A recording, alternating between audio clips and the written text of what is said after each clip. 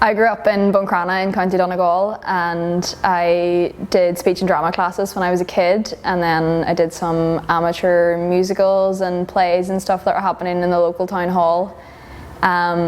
So I did have creative hobbies, but mostly I just played football, both of which I've carried through to my life now. Only one's a career and one's a hobby.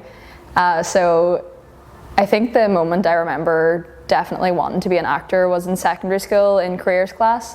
And the teacher was asking everybody, like, what do you want to do? And I was like, I don't know. And she was like, there must be something. Like, if you could have somebody's job right now, who would it be? And I jokingly went, Jennifer Lawrence.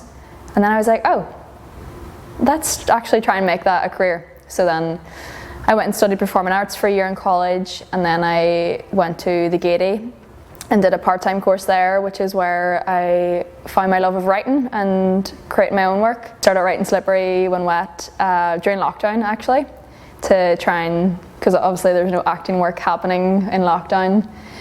And yeah, it was on as a short play originally years ago. And then in the last 2022, 23, I developed it into a full-length play. And it's kind of just grown legs of its own and taken me on this beautiful journey. Very woman-led play, like the story, to me at least anyways, feels very personal about being a woman. We were doing a few performances in London at the Irish Cultural Centre, and the producer of the show had invited Phoebe to come because we had met her doing Two Fingers Up at Edinburgh Fringe. Didn't really think much of it, and then found out that she was going to be in attendance at the show and that she was bringing a +1, but we didn't know who the +1 was. None of us thought it was going to be Martin McDonagh, because that was just too kind of wild for us to think was a possibility. And it was just like, Phoebe Waller-Bridge has been my idol as a writer and an actor for years. So to have her in the audience was crazy. I started sobbing when I was bowing, and then I got off stage and was just like, ah!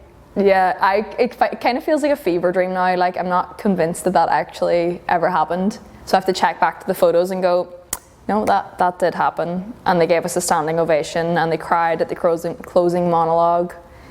Yeah, it was wild. And they hung around after to speak to us and got photos with them and talk about the show. And they were the whole don't meet your heroes thing. They were the nicest people I've ever met. It's just so complimentary and so polite. And Martin gave us all a handshake and introduced himself as if we didn't know who he was. And Phoebe gave us all a hug, and yeah, it was mind-blowing, to be honest.